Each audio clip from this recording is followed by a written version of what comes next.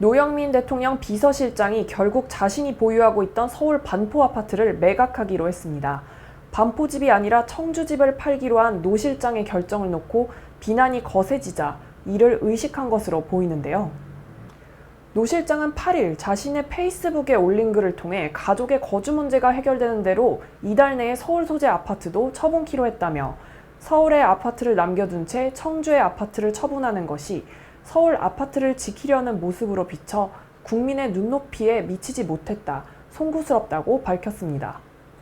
그는 서울 소재 아파트에는 가족이 실거주하고 있었고 청주 소재 아파트는 주중 대사와 대통령 비서실장으로 재직하면서 수년간 비워져 있었다는 점 등을 고려해 서울 대신 청주를 팔기로 한 것이었다면서 지난 일요일 청주시 소재 아파트가 매매됐다고 설명하기도 했습니다.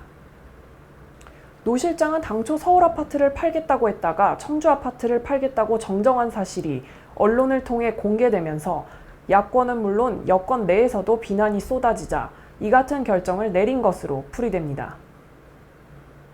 지난 1216 부동산 대책 발표 당시 청와대 참모들을 상대로 다주택 매각 권고를 한 노 실장이 지금까지 서울과 청주의 아파트를 보유하고 있는 다주택자였다는 사실이 알려지면서 여론은 악화일로를 걸었습니다. 여기에 더해 노 실장이 반포 대신 청주집을 팔겠다고 정정한 것은 부동산 시장의 강남 집값은 떨어지지 않는다는 시그널을 준 것으로 비춰졌는데요. 이 때문에 문재인 정부의 부동산 정책에 회의적 시각을 보이던 여론은 즉각 거세게 들끓었습니다.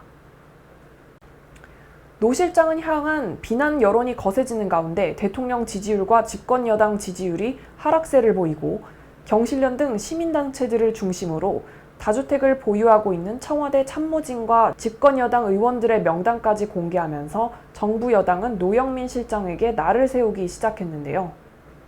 더불어민주당 당권 도전을 선언한 이낙연 의원은 지난 7일 노영민 실장을 둘러싼 논란에 대해 조금 아쉽다는 생각이 든다, 합당한 처신과 조치가 있기를 기대한다는 입장을 밝힌 바 있습니다. 청와대 내에서도 일련의 사태를 초래한 노영민 실장 스스로가 사태를 해결해야 한다는 결자의 지론이 불거져 나왔습니다.